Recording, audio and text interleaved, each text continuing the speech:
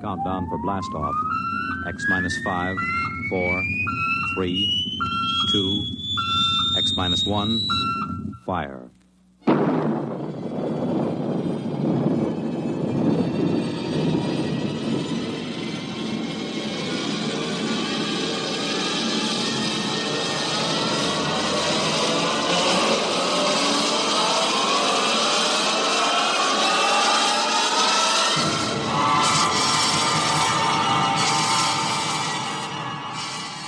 From the far horizons of the unknown come transcribed tales of new dimensions in time and space.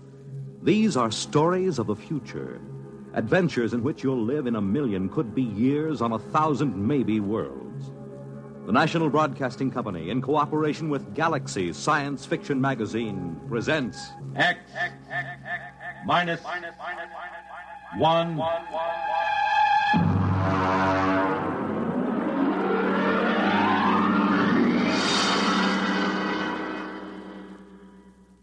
Tonight's story, Pictures Don't Lie, by Catherine McLean.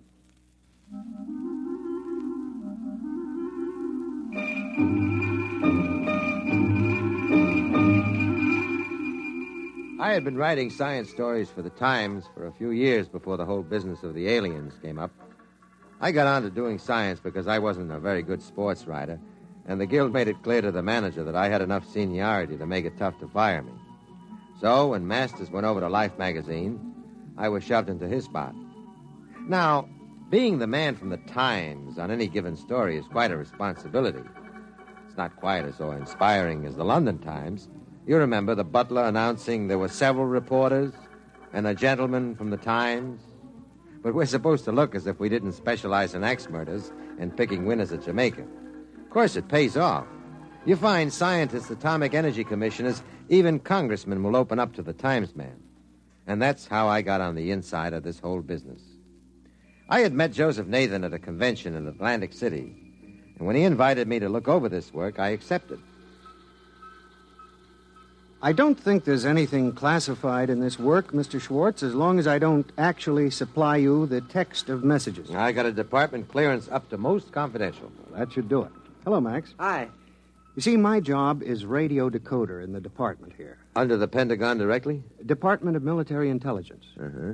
I use a directional pickup to tune in on foreign bands, record any scrambled or coded messages I hear. I thought the code department was handled under CIA. Well, I guess there is some duplication. Actually, though, I concentrate on the scrambled messages. I see. Here, I can show you. Come over here. Look out for the table. Yeah. Anybody want coffee? I've got a piece of tape here. This is a typical scrambled broadcast. It's not military. It's a commercial message. Oh. Wait a minute till I thread up the machine. Sure.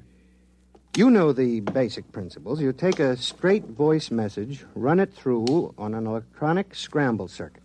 It may come out something like this.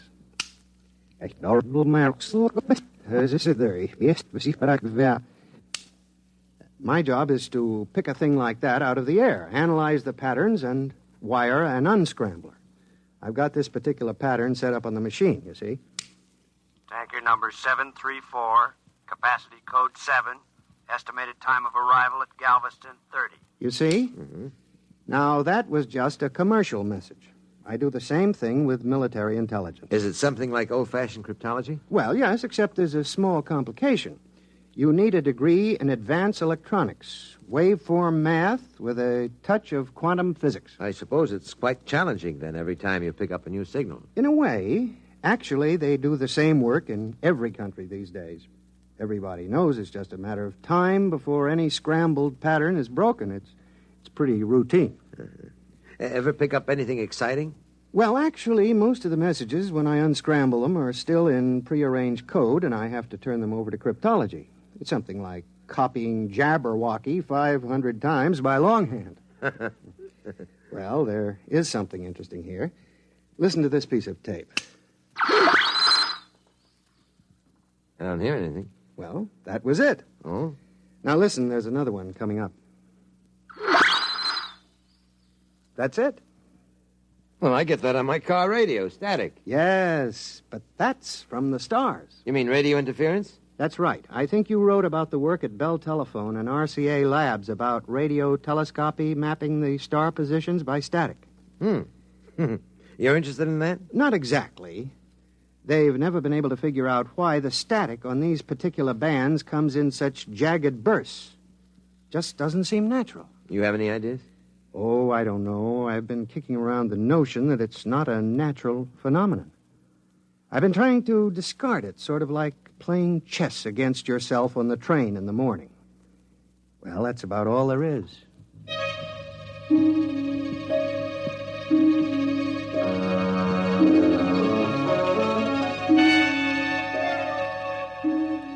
That's all it was then.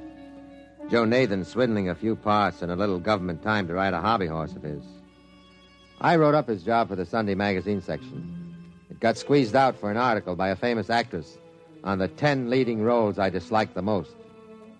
So I forgot about it, went back to announcing a miracle drug per week and conflicting theories of psychoanalysis. I don't know what I'd do without them. They're always good for a piece. I was at the office late one night. I didn't have any work, but I just didn't feel like going home and putting the kids to bed. Schwartz. Mr. Schwartz? That's right. This is Joseph Nathan. Do you remember? Yeah, sure. How are you? Mr. Schwartz, can you come out to my lab? You mean Riverhead? Yes. I'd like to show you something. Well, maybe we can make an appointment. As a matter of fact, I have to be out on Long Island next week. No, I mean tonight. Oh? What is it? I think I've found something that you might be interested in. Yes? You know those static bursts I recorded? The ones that came from the stars? That's right. I've decoded them.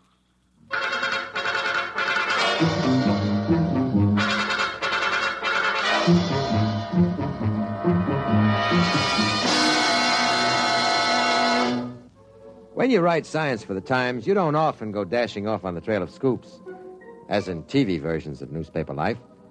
But it was about 11:45 as I drove out along the Montauk Highway, listening to Tex and Jinx on the radio to keep from piling up the car against the tree. Radio who keeps me awake. Nathan was waiting for me at the gate, and he had quite an argument to get me in past the MPs. We were challenged 4 times before we got to his lab. I'm glad you came, Mr. Schwartz. Oh, it's a nice night for a drive. I know, but frankly, I wanted to ask you what I should do.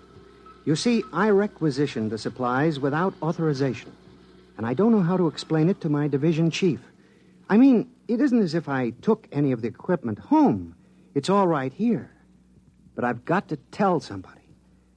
I just thought you might have some experience in how to handle a thing like this. Like what?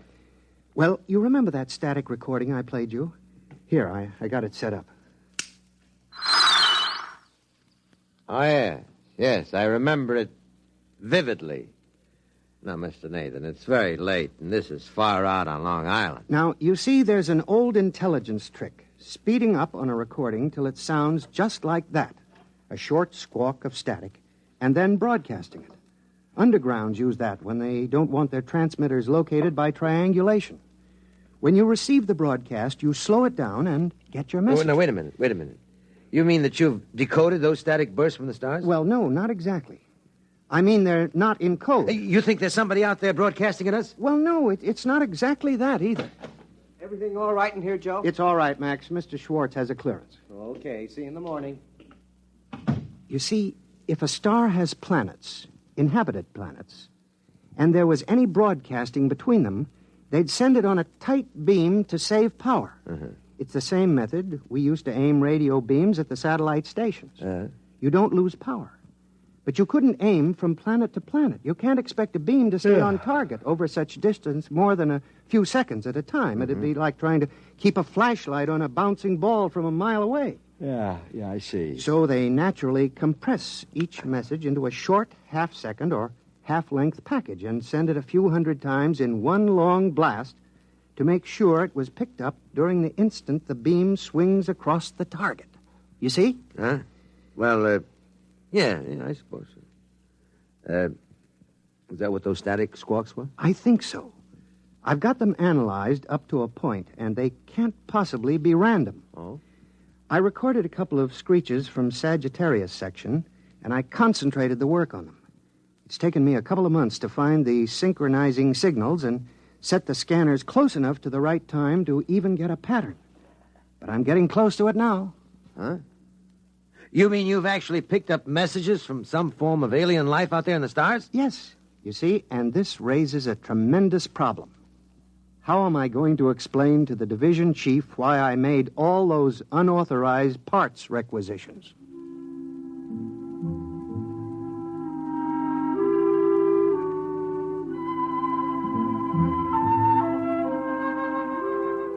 I convinced Mr. Nathan that his supervisor was likely to overlook about $300 worth of electronic gear when presented with the fact that Nathan had discovered life in other star systems and was close to deciphering some of their messages. The department put him on full time and gave him an assistant. They made me swear to sit on the story by promising to give me the first break on it when it was finally released. So I kept checking with Nathan as he worked. I don't think it's a voice message. Well, what is it, a racing wire? Are we catching late scratches from some track at the edge of the galaxy? I don't think so. It's a TV signal. Oh? There's a definite scanning pattern. I can separate out the locking poles for a picture. Yeah? The only problem is I've no way of assigning colors to the various bands. Color? Well, what makes you think it's color? Oh, it seems as if it's got to be. You and RCA. This is the year color's here. No, look at these waveform analyses. Huh? With a band spread that wide, it rather indicates a color transmission, don't you think? Well, sure, why not? Let me know when you get the Steve Allen show.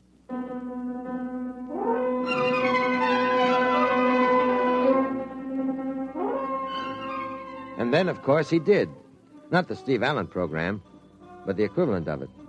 He called me in about 4 months later. Had a monitor screen set up on a bare chassis with a wideband tape unit recording everything that came in. Here, wait till I turn on the set. See, this is what I've been trying to figure out for at least a month. You see this picture? Ah, looks like a Scotch plaid. Well, we finally assigned the colors so that they seem to give a rational picture. Wait a minute, I'll clear it up. There. Oh, there it is. What is that? That's the signal from the stars. It's a picture. Some kind of distorted broadcast. That's what I said.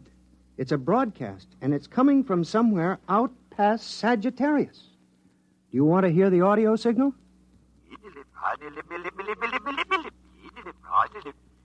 That's their language? That's right. We're sure about that. The colors were assigned arbitrarily, of course. You see that figure there, the tall one? With the green skin? Yes. That skin may be blue or pink or gray or anything. We don't know what their color response is. The only thing we're sure about is the various shadings of intensity and the audio channel. What is it? What's it all about? Well, we haven't decoded the language yet. There's a team from Harvard working on that. We record everything that comes in, but I think it's a lending library. A what? It's all fiction. It's plays. And there are dozens of them, all at the same time. I think they broadcast them continuously, and anybody who wants a particular play can tune it in. With the short burst method of transmission, they've got plenty of room in the spectrum. A lending library? Of course. As soon as we break the language barrier, we'll know for sure. Oh, by the way, I thought you might be interested. I've sent them back a message. Look, Nathan, when are they going to release this? When can I use it? I don't know. In the civil service, you don't ask questions Now, like look, that. I'm a newspaper man. This is the hottest story. I thought you were from the Times. I know, but it's still a newspaper. What is the message you sent them? How do you do it? Well, I took a print of a film. Yeah? As a matter of fact, it was Punky Ellie's Dance of the Hours from the Disney film. You know, with the dancing hippopotamus and crocodile? I think I remember it. Well, I scanned it with the same combinations and sent it back along the same line we were receiving from. Just testing. Huh. What do you think they'll make of dancing hippopotamuses and crocodiles out past Sagittarius? Oh, I recorded a prologue, and I explained what it was. I thought it would please their library to get a new record in. Look, Mr. Nathan, please, will you find out when they'll release this? Well, as a matter of fact, I do have an idea. The project supervisor said there'd be big news when we get an answer back. When? Oh, at the rate of transmission, only about 3 or 4 years.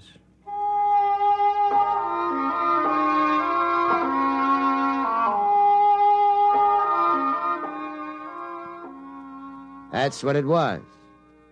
3 or 4 years. I forgot about Nathan for most of the time in the interim. It was one of the few stories in which nothing leaked. I have a feeling if the Pentagon realized how much I knew about it, I never would have gotten out of the laboratory at Riverhead. And so this story seems a lot more direct than it actually was.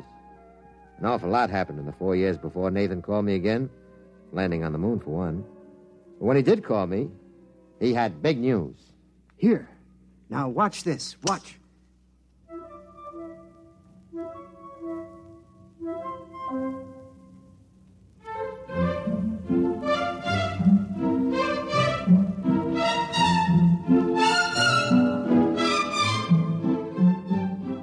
Is that the recording of the message you sent out? I've seen that before. No, it isn't. That's a message we've received. They're playing it back to us. Now, wait. You'll see.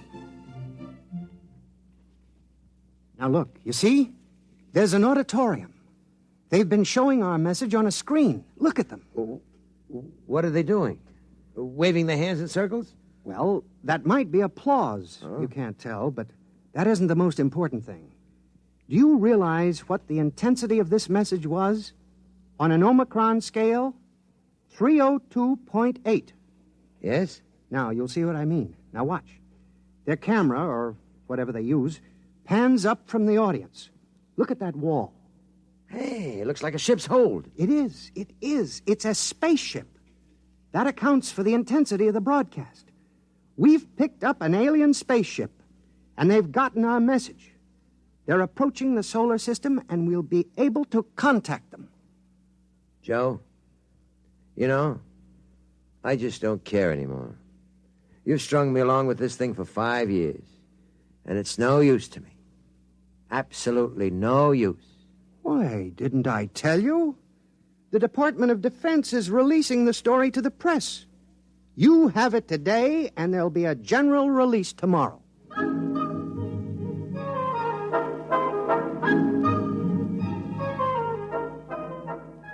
And of course, you remember the story. We had it first. And any paper or TV broadcast that picked it up before the general release had to carry my byline and the Times copyright. I think it was the most important single newspaper beat that I've ever heard of. And of course, I did very well because of it.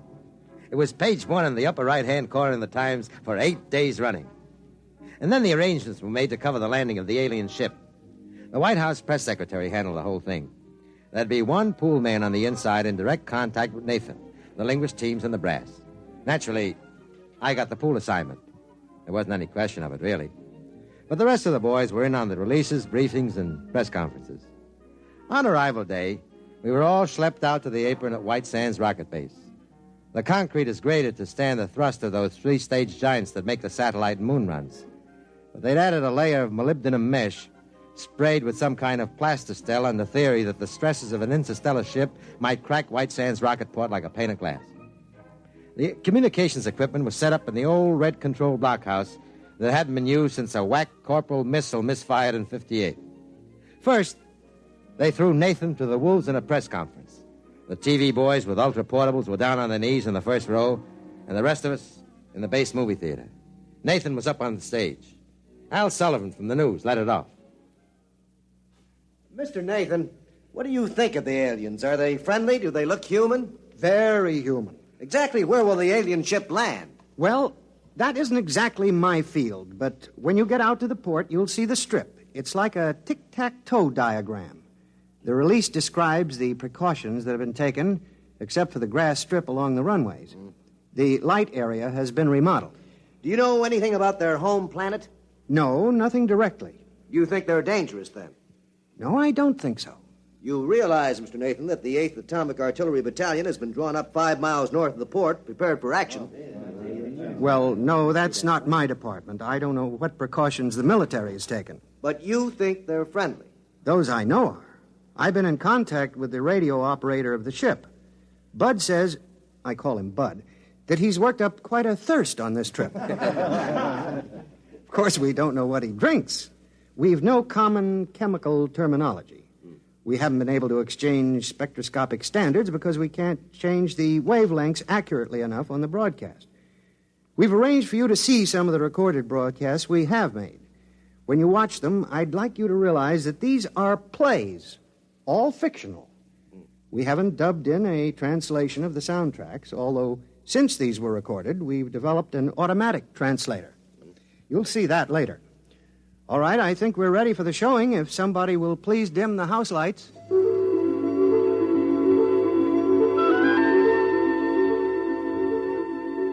Of course, I'd seen the films before, but I stayed at the back of the hall to watch them again. The almost human forms, half dancing, the colors bright but strange. The sound was a flowing language with many shifts of pitch, and there was that strange, odd motion, not slow, but somehow drifting. It had been bothering me for some time, the films. There was something in the way they walked. They were good actors. Even without knowing what was happening, you were interested. You could tell the hero from the villain sometimes, and you rooted for him. Finally, I went out to the lobby, and I found Nathan pacing up and down. What's on now? That recording that they returned with the Ponchielli? It's funny, you know. They're crazy about Ponchielli and Mozart. Can't stand Gershwin. Strange. Joe, there's something wrong with the films. What do you mean? Well, something wrong with the whole thing. It's a hunch. I felt that way with the vaccine for the common cold. Turned out to be a bust, huh? Now, there's something about the way they move. Well, that bothers me, too. When I turn the tape faster, they're all rushing, and you begin to wonder why their clothes don't stream behind them, why the doors don't close quickly behind them, why things fall so fast. Well, we don't have to worry about it. We'll see them in about 2 hours when they land.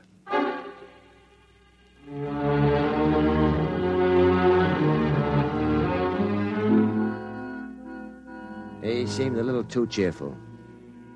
Joe Nathan wasn't like that. He was usually too serious, took things literally.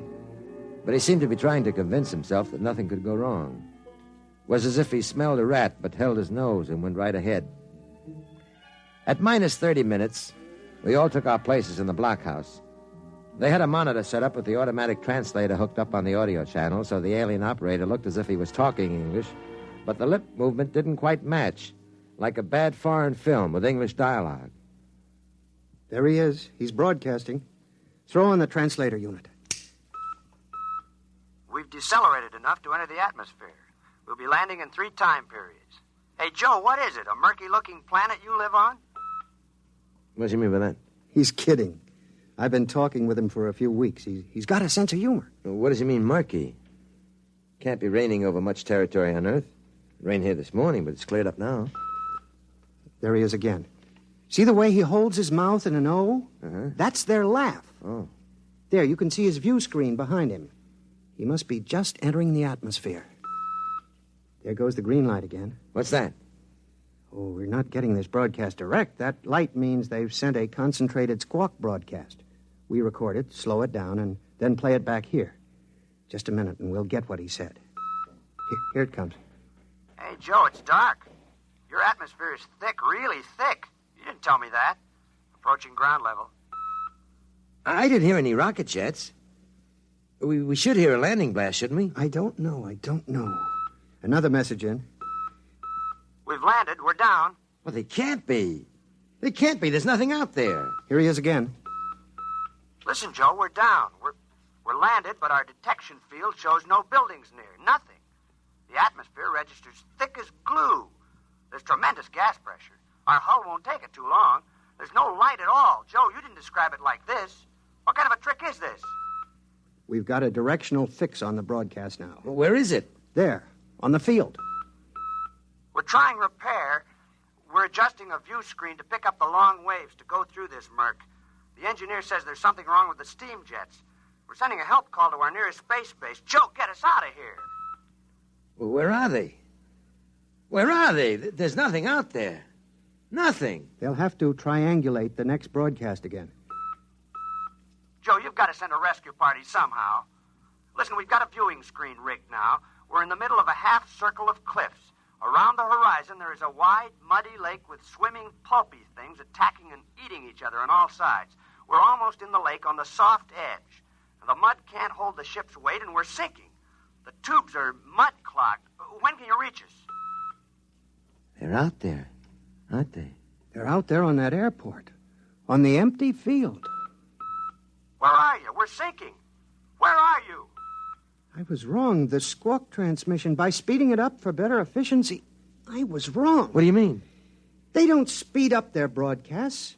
They live that fast. Over an hour of talk and action in one squawk? Nothing of any size could move that fast against inertia. Joe, get us out. We're sinking. We're sinking into the mud, into the lake. The hull is buckling. Joe, get us out. You can't, can you? How? Get them out. There isn't a lake or a river within hundreds of miles from here. The direction finders. The broadcast came from out there. From the concrete spaceport. Possibly at the edge of the runway where the grass is growing. After all, it rained this morning. Do you think we could ever find them? Maybe. With a strong enough magnifying glass.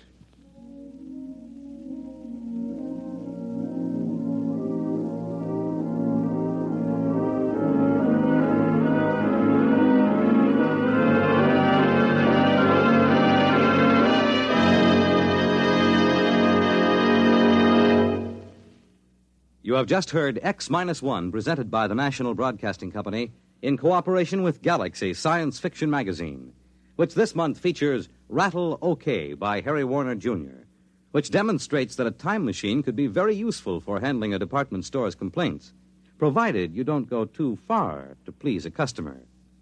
Galaxy Magazine, on your newsstand today. Tonight, by transcription, X-1 has brought you Pictures Don't Lie, a story from the pages of Galaxy written by Catherine McLean and adapted for radio by Ernest Kenoy. Featured in the cast were Joe DeSantis as Schwartz, John Gibson as Nathan, Sam Gray as a newsman, and Dick Hamilton as the alien. Your announcer, Fred Collins. X-1 was directed by Daniel Sutter and is an NBC Radio Network production.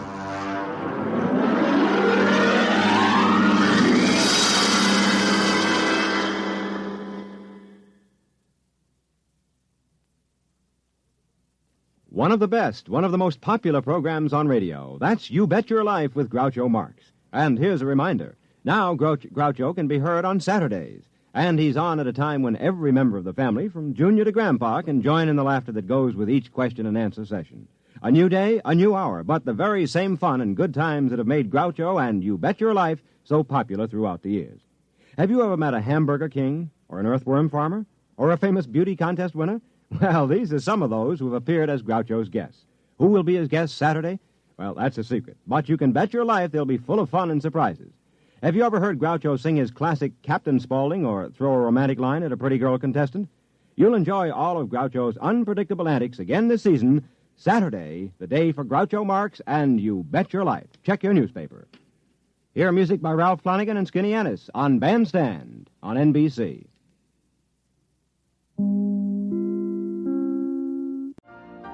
You've been listening to the OTR Gold Network. Find more classic radio at otrgold.com.